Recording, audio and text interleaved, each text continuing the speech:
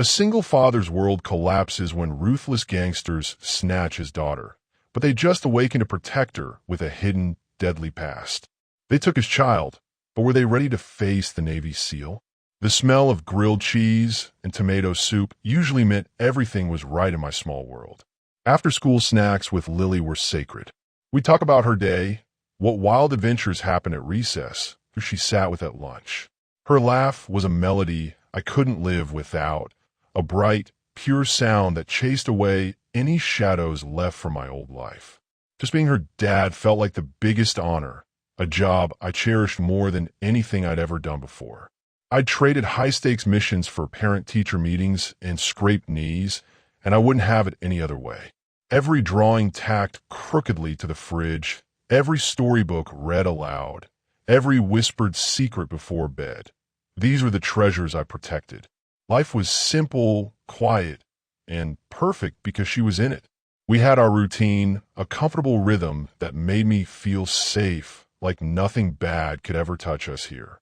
I always made sure the doors were locked tight at night. Checked the windows twice, little habits from a time that felt like a lifetime ago, just background noise to the happy life we built. I remember walking through the front door that evening, calling out her name, "Lily, I'm home." The house was too quiet. That was the first thing that felt wrong. Usually, I'd hear her feet pounding down the stairs or her cheerful daddy echoing from the living room. Silence hung in the air instead, heavy and still. My heart did a funny little flip, a tiny jolt of unease I tried to shake off. Maybe she was just focused on her drawing, or maybe she fell asleep watching cartoons. I took a few steps inside, dropping my keys on the small table by the door. "Lilybug," I called out again, my voice a little louder this time. Still nothing. The quiet started to feel wrong, like a missing piece in the picture of our home. I walked into the living room. Her backpack was on the floor by the couch, her favorite teddy bear sitting propped up against a cushion like it was waiting for her. But she wasn't there. A cold knot began to form in my stomach. "Lily," I walked towards the kitchen, thinking maybe she went to get a snack. The back door was locked from the inside, just like I always left it. The kitchen was tidy, no half-finished snacks or spilled juice boxes. The knot in my stomach tightened. Okay, don't panic. Maybe she's just hiding. Kids do that sometimes, right? A game of hide and seek. I forced a smile to my face, trying to sound playful. "All right, Lilybug, I'm going to find you. Are you in here?" I checked the pantry, the space under the kitchen table. Empty. The silence in the house was starting to feel like a scream in my ears. My eyes darted around the room, searching. What could she be? I moved quickly now, the playful tone gone, replaced by a growing dread. Up the stairs, two at a time. Her bedroom door was slightly ajar. "Lily." I pushed it open. Her bed was made, her toys neatly put away in their bins. Everything was exactly as it should be, except she wasn't there. I checked her closet, under the bed, behind the door. Nothing. The house felt vast and empty, swallowing up my voice. My mind raced, trying to think of anywhere else a 7-year-old could be. The bathroom? I checked. Empty. The small attic access panel? Locked from the outside. No way she could get up there. Every corner of the house I checked confirmed the impossible. She wasn't here. The cold knot in my stomach had spread, turning into a block of ice. My hand started to tremble slightly, but my mind felt sharp, too sharp. It was already running through possibilities, analyzing the space, looking for anything out of the ordinary. Something felt deeply wrong. This wasn't just a kid hiding. This wasn't a neighbor who maybe took her out for ice cream without telling me. This was something else. My eyes scanned a living room again, slower this time, looking for details I might have missed in my initial frantic search. That's when I saw it. On the small table by the front door, right where I dropped my keys, was a piece of paper. It hadn't been there when I left that morning. My breath hitched. My hand shook as I reached for it. It wasn't a note written by Lily. The paper was rough, not the smooth kind she used for her drawings. The writing was messy, blocky letters, like someone was trying to hide their handwriting or wasn't used to writing much.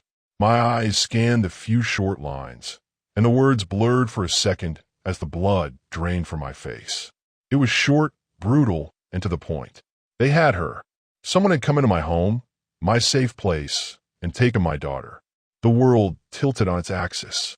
That quiet, perfect life I built shattered into a million pieces around me. My past, the one I'd buried so deep, felt like it was clawing its way back to the surface. Who would do this? Why Lily? She was just a child. She had no enemies, no connection to anyone who would want to hurt her. The note didn't ask for money. It wasn't a ransom demand. It just said they had her, and I was to wait for instructions. Wait? Every fiber of my being screamed to act, to move, to search, to find them.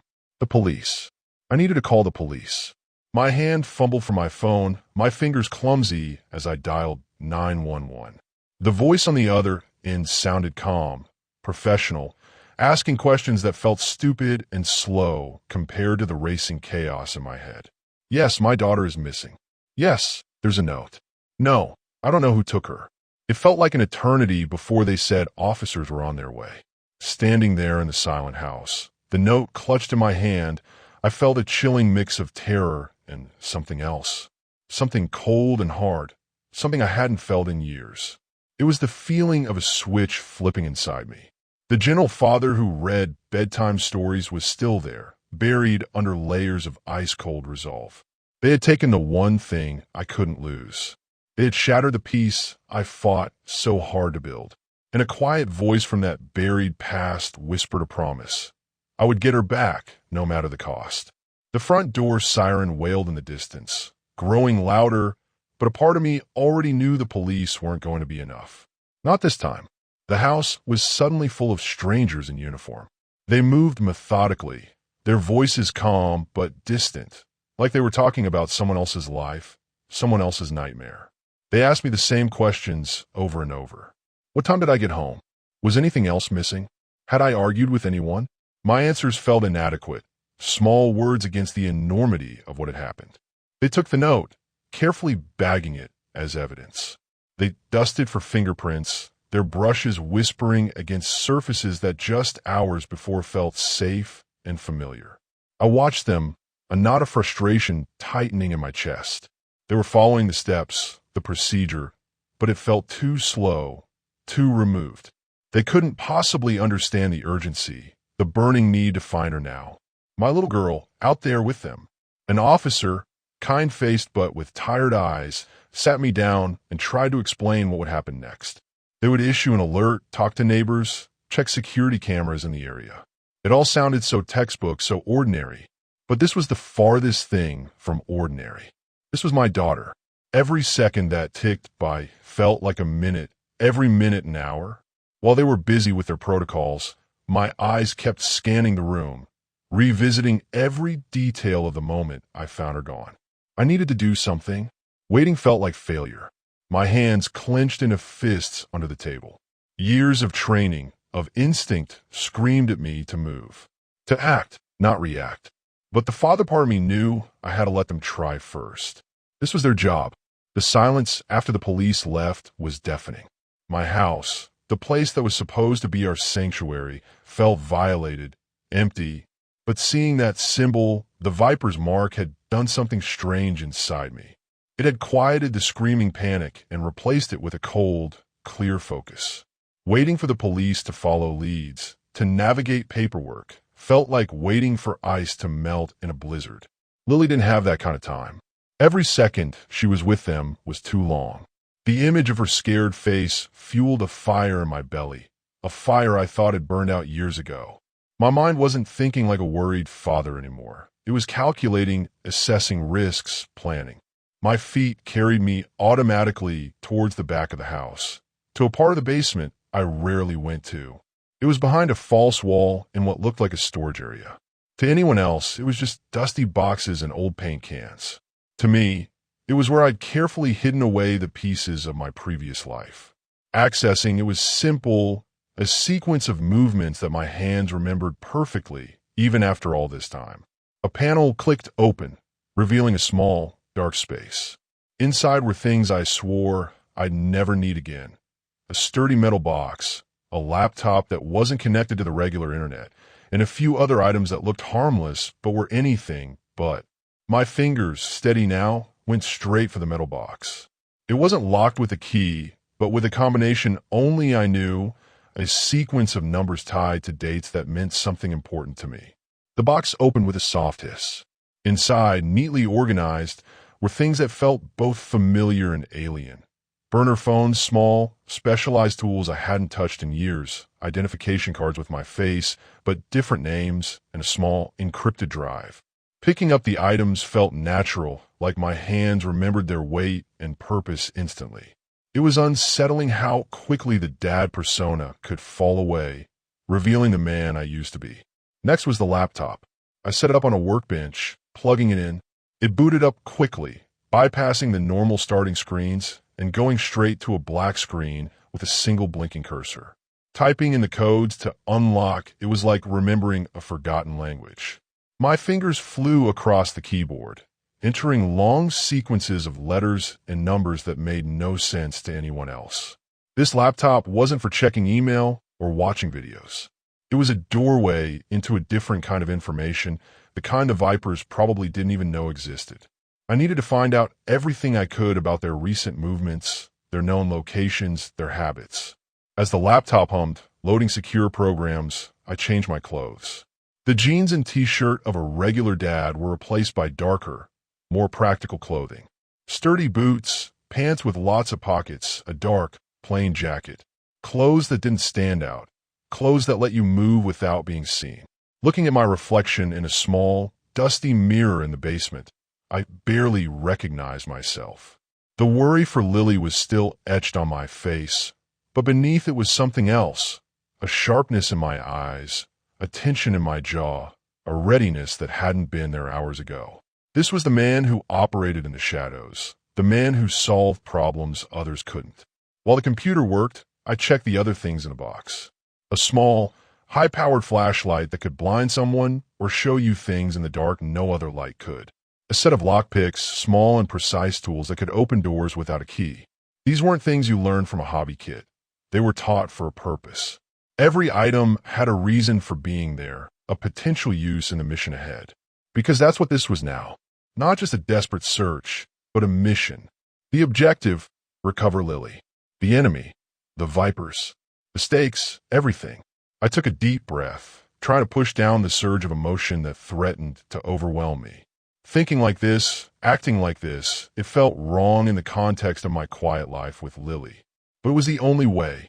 The police were following trails I already knew were cold. They didn't know about the symbol, about the Viper's specific connection to my past.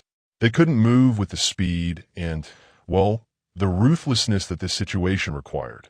My love for Lily was the engine, but the skills I'd tried to forget were the tools I needed to drive. The laptop screen finally showed the information I needed. Maps, known associates, recent activity logs scraped from places the police would never look. The Vipers were messy, but they had patterns. They had safe houses, places they liked to hide out or conduct their business. The symbol they left wasn't just a calling card. It was a taunt, maybe even a sign they knew something about me. That thought sent a fresh shiver down my spine, but I pushed it away. Focus. I needed to focus on the information, not the fear. One location popped up more than others in their recent activity, an old industrial area on the edge of town, full of empty warehouses. A perfect place to keep someone hidden. That felt like my starting point. My heart pounded in my chest, a mix of dread and grim determination. Leaving the house felt different this time. Not just leaving for work or to pick up groceries. This was leaving to go into the dark to hunt. The quiet suburban street looked exactly the same, but the world I was stepping into was a million miles away. I didn't take my regular car. It was too easy to spot. Instead, I used a different vehicle, one that blended in, parked a few streets over. It was old, plain, and registered under a name that wasn't mine.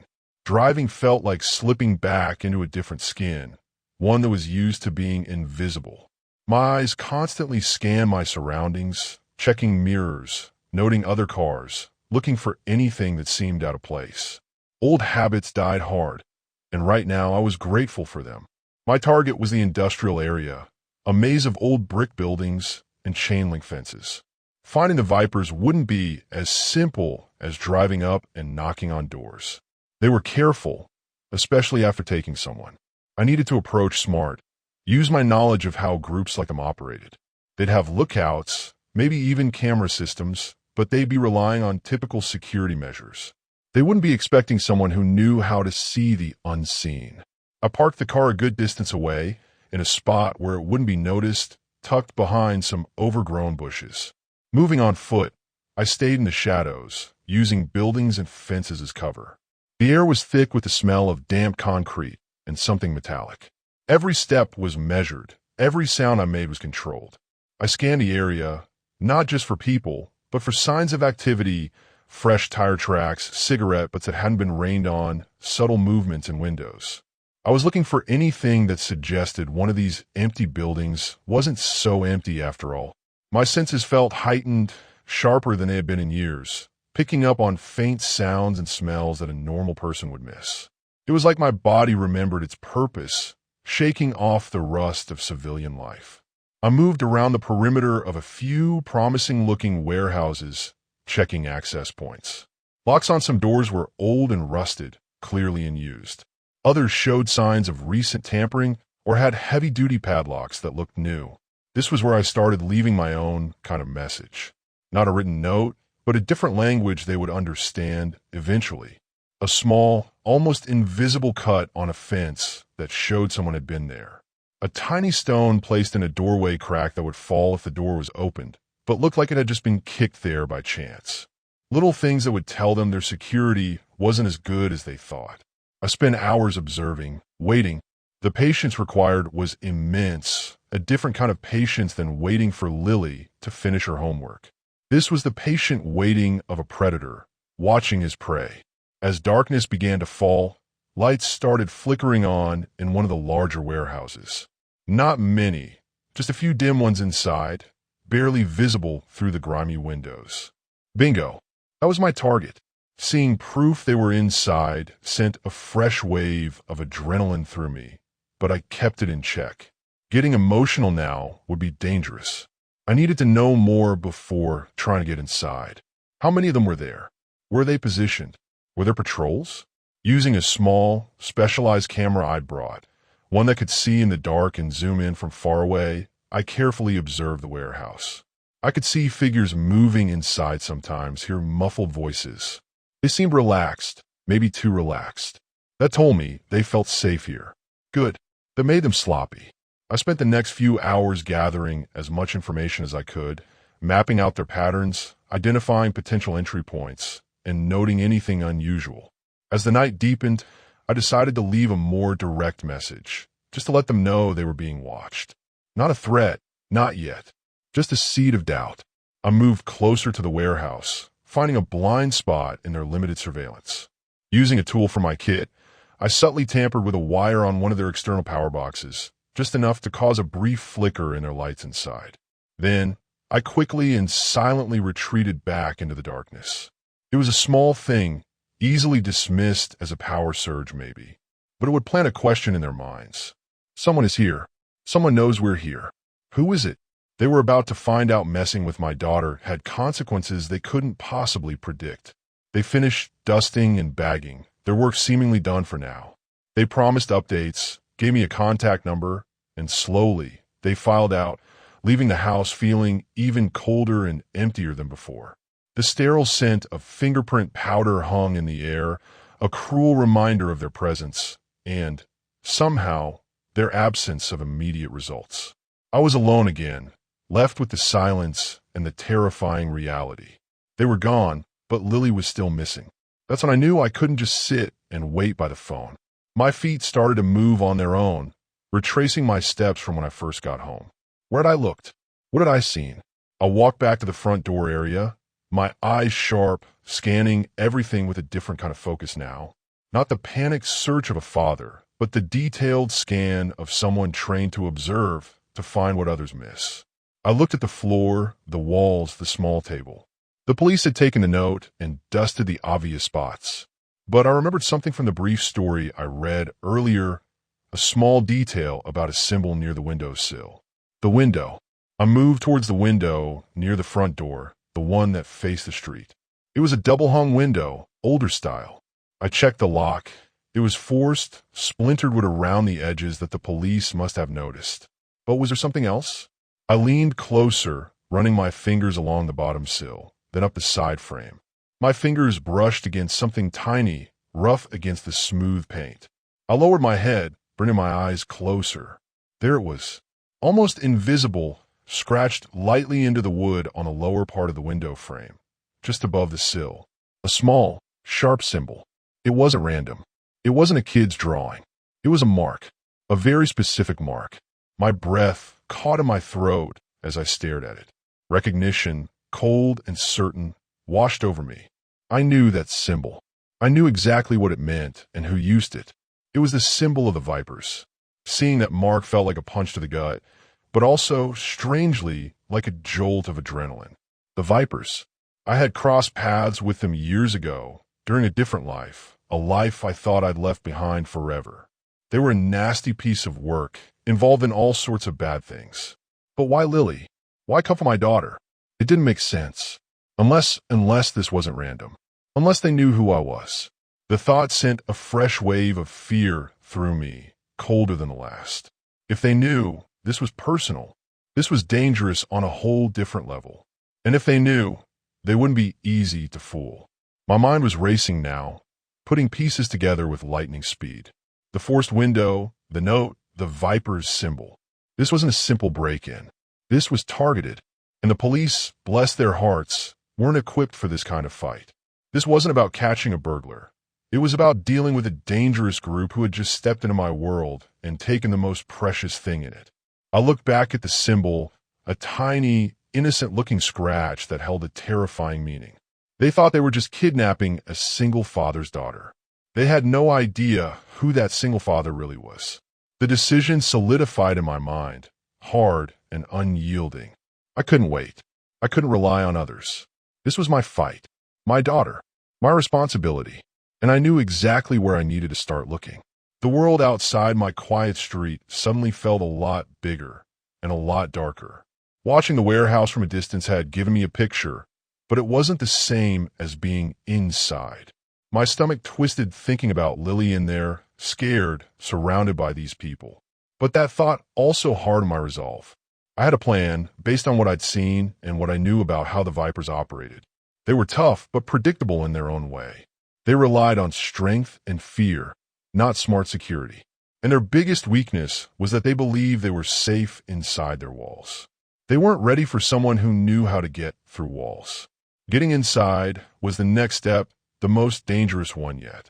Every shadow felt like a hiding place, every distant sound like a warning. I decided to go in through a less obvious route. The main doors were probably watched, maybe even booby-trapped. The windows on the lower floors were too risky. The roof. That was my best bet. I had observed a section where the roof looked older, maybe weaker, and there was a water pipe running up the side of the building that I thought I could use to climb. It wasn't going to be easy, but easy wasn't an option anymore. I moved towards the back of the warehouse, where the shadows were deepest, staying low, using the piles of old crates and machinery for cover. The air here smelled like old oil and dust. Reaching the base of the water pipe, I tested it carefully. It was old, rusty, but looked strong enough to hold my weight. Taking a deep breath, I started to climb. It wasn't like climbing a ladder. It was a careful, slow process, finding handholds and footholds on the rough metal. My muscles remembered the movement, the balance, the quiet effort needed. Years of training had prepared me for moments like this. Moments where your life depended on your ability to move silently and efficiently in the dark. Each foot placement, each grip of my hand was deliberate. Don't rush. Don't make noise. Just climb. Higher and higher I went, the ground shrinking below me, the vast, dark roof getting closer. Reaching the roof felt like a small victory, but the real work was just beginning. The roof was flat, covered in gravel, and littered with old vents and machinery. It was darker up here, the city lights far away. I moved across the gravel carefully, trying not to crunch too loudly. My eyes scanned the roof, looking for an entry point. A skylight, maybe, or a hatch. I found what looked like an old access hatch, covered in rust. Getting it open would be tricky. I pulled out a small tool from my jacket, a thin piece of metal designed for delicate work like this.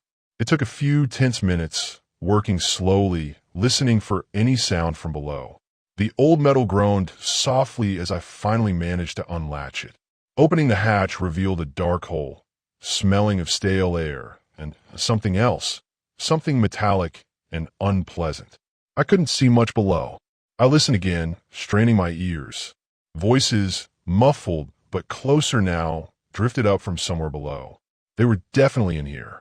My heart hammered against my ribs, but not from fear, from a grim anticipation.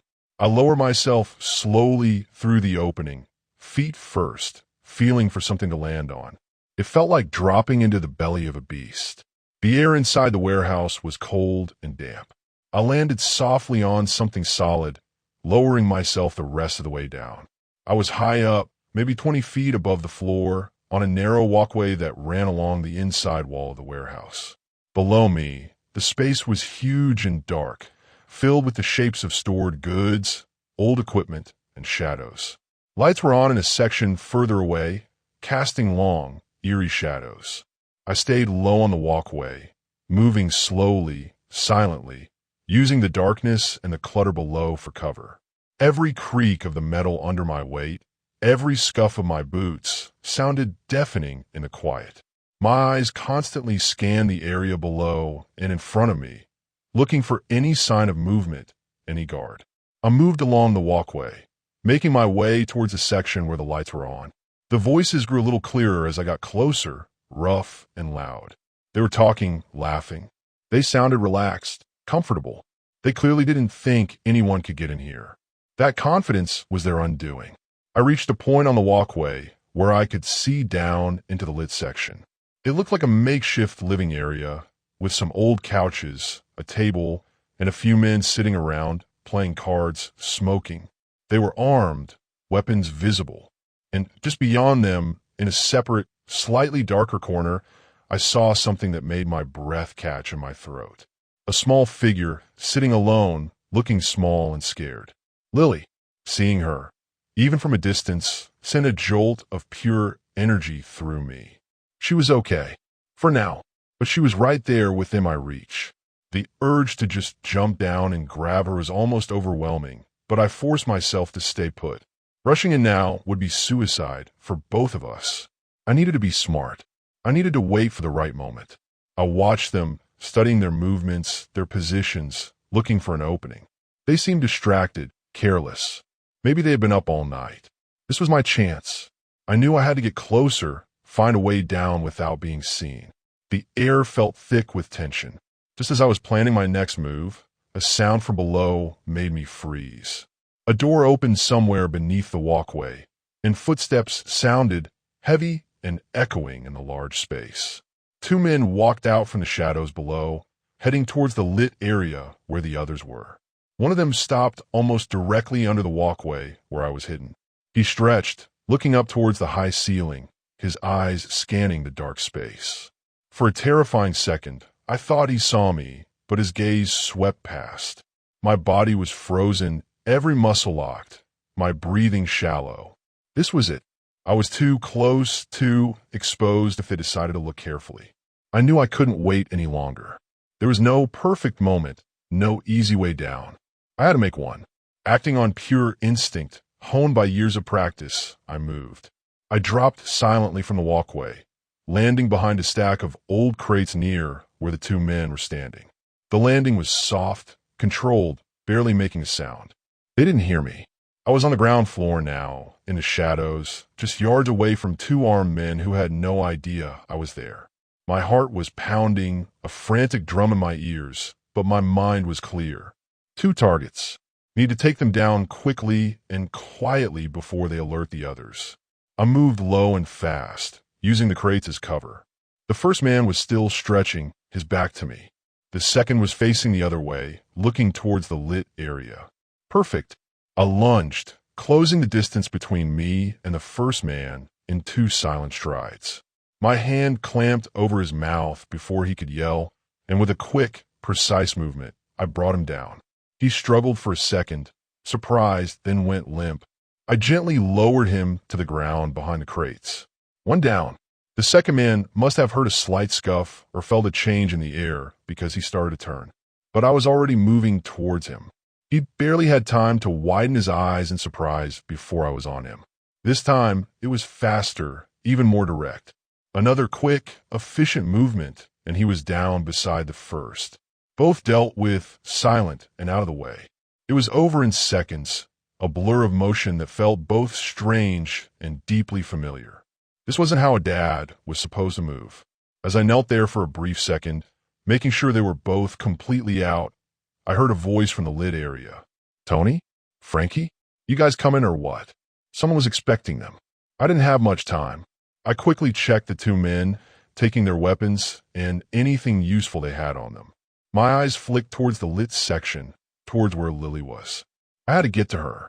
I started to move from behind the crates, sticking to the deepest shadows, making my way towards the light.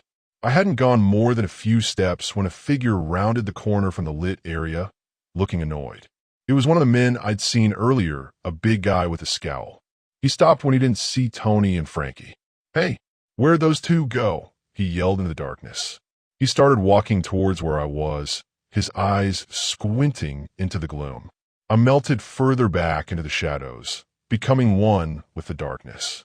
He came closer, peering behind crates. He was almost right in front of the stack where I'd hidden the two unconscious men. His foot nudged against one of them, hidden from his view by the crates. He stopped, frowned. "What the?" He bent down, peering behind the crates. His eyes widened in shock as he saw his two buddies lying there. He started to yell, a loud, startled shout. "Hey, what the hell?" But I was already closing the distance. There was no time for stealth now. He was big and strong, but his surprise gave me an advantage. He swung a fist, but I easily dodged it, my body moving with practiced ease. I didn't fight him like you see in movies, with lots of big punches.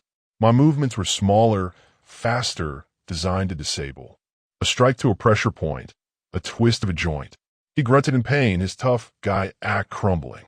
He looked at me, his eyes wide with a mix of pain and confusion. "Oh, who are you?" He gasped out, trying to fight back, but already losing. As I finished securing him, making sure he couldn't yell or move, his eyes, still wide, seemed to focus on something about the way I moved, the speed, the silent efficiency.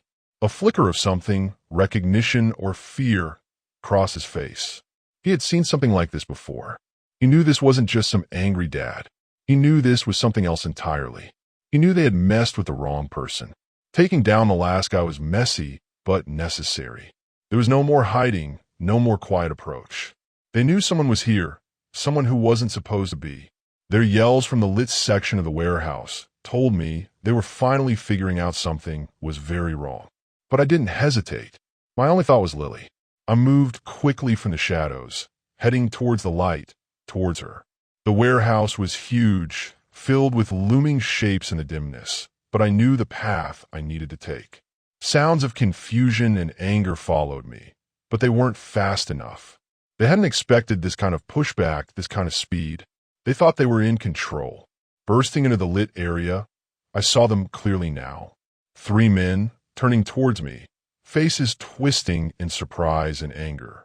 And in the corner, huddled on an old blanket, was Lily. Her little face was pale, her eyes wide with fear. "Daddy!" she cried out, her voice small and shaky, and that sound fueled me more than anything else could. It gave me a final surge of strength, a singular focus. Get to her. Protect her. Standing in front of her, a cruel smile on his face, was the leader of the Vipers. I recognized him from old reports, a man named Victor. He was bigger than the others, with hard eyes and a scar across his cheek. He held a gun, pointing it not at me at first, but vaguely towards Lily. Well, he said, his voice rough, "Look what the cat dragged in." The ghost shows his face. Ghost? The word hung in the air, a strange name for a simple dad. He stepped forward, keeping the gun aimed. The other 2 men with him were starting to raise their own weapons, but they seemed unsure, looking at Victor, then at me, then back at the unconscious men scattered around the edges of the room that I had dealt with. The look on their faces told me the man from Act 6 had warned them. They knew this wasn't just a regular person they were dealing with. They looked scared. Good. Let her go, Victor, I said, my voice low and steady, different from the voice I used for bedtime stories. It was the voice I used when there was no room for mistakes. Your fight is with me, not her. Victor laughed, a harsh, grating sound. My fight is because of you, Ghost. He took another step, the smile fading, replaced by pure hatred. You took everything from me years ago. My brother, my crew. You ruined me. He gestured with the gun towards Lily. Now I get to return the favor. An eye for an eye, right? His words hit me like a physical blow. My brother? My crew? The Vipers. It clicked into place. Years ago, during a difficult mission, my team had taken down a dangerous group involved in moving weapons. There had been casualties on their side. Had his brother been one of them? He wasn't asking for ransom. This was about revenge. Twisted, cruel revenge using my daughter as a pawn. The twist wasn't about money. It was about my buried past catching up to me in the most brutal way possible. They didn't just kidnap a random kid. They kidnapped the daughter of the man who ruined their leader. Victor's eyes narrowed. You think you can just walk in here and take her? He spat, raising the gun more directly towards me. You think you're still that phantom from the stories? You're just a dad now. He motioned to the other two men. Get him. But his men hesitated, glancing at each other, clearly rattled by how quickly I had taken down the others. They had seen the result of my skills, even if they didn't understand where they came from. They were afraid. That hesitation was all I needed. In a flash, I moved. Not towards Victor directly, but a quick, sideways step that threw his aim off. The other two men finally reacted, starting to raise their guns, but I was already in motion, a blur of controlled power. I didn't use guns if I could avoid it, not with Lily so close. My hands were faster, more precise. One man went down with a cry of pain as I disabled his arm. The other tried to swing his weapon at me, but I blocked it, redirecting his force, sending him stumbling back into a pile of crates with a crash. Victor was left standing alone, the gun still in his hand, but his confidence shaken. He looked at his fallen men, then back at me, his eyes wide with a dawning, terrifying understanding. He saw the speed, the efficiency, the way I moved like nothing he had ever faced in his street fights. The ghost wasn't just a story. He was real, and he was standing in front of him, protecting his child. He finally understood who he had kidnapped from. The look on his face was pure, unadulterated fear. There was no time to finish things with Victor. Lily was the priority. With his men down and Victor momentarily frozen by fear and shock, I didn't hesitate. I turned and ran to Lily, scooping her up into my arms. She clung to me, trembling, burying her face in my shoulder. Daddy, she sobbed, her little body shaking. It's okay, Lilybug, I whispered, holding her tight. I've got you. You're safe now. But we weren't safe yet. We were inside their base, and Victor wouldn't stay frozen forever. We have to go, Lily. Right now, I said, pulling her closer. I glanced back at Victor. He was starting to recover, his face contorted with rage, raising his gun again. The other two men were stirring, groaning. I couldn't deal with them all and protect Lily. Escape was the only option. I turned and ran, not back the way I came through the roof, but toward a different part of the warehouse I'd noted during my earlier observations, a service exit that looked like it led out to a less guarded area. Carrying Lily, I moved as fast as I could, navigating the obstacles in the dark warehouse. My eyes had adjusted to the low light, and my knowledge of the layout, however brief, helped. Lily was scared, but she was quiet, trusting me to get her out. Her little arms were wrapped tightly around my neck. Footsteps pounded behind us, shouts echoing through the vast space.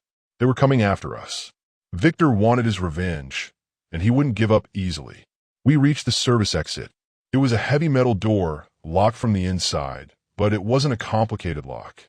Using a tool from my kit, the same kind I'd used for the hatch, I worked quickly, my fingers flying over the tumblers. Every second felt like an hour. I could hear them getting closer. The lock clicked open. I pushed the door open just enough for us to slip through, then pulled it shut behind us, hoping it would slow them down, even for a few precious seconds. We were outside, in a back alley behind the warehouse. It was dark, filled with overflowing dumpsters and the smell of decay. Not exactly a welcoming place, but it was freedom. I didn't stop running. Holding Lily, I ran down the alley, my boots pounding on the cracked concrete. I needed to get us away from the warehouse, away from this area, as fast as possible. My car was still parked a few streets away. That was my destination. Running with Lily in my arms was different from running alone. I had to be more careful, avoid tripping, make sure she wasn't getting hit by anything. She was still trembling, but she didn't cry out, didn't complain. She was so brave. My heart ached for what she had been through, what she had seen. How was I going to explain any of this to her? The quiet dad she knew had just disappeared, replaced by someone else. We reached the street where I'd left the car. It was still there, blending in with the other parked vehicles. Getting in, locking the doors, and starting the engine felt like the first truly safe moment since I'd found the note. I pulled away from the curb slowly, driving away from the industrial area, away from the vipers, away from the nightmare. Lily was quiet in the seat beside me, watching the street lights pass. The immediate danger was over, but the effects of this night would stay with us forever.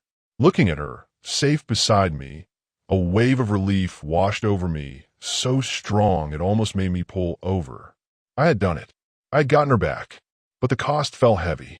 My past wasn't buried anymore. It had exploded into our lives. How could I go back to being just a quiet dad after the night?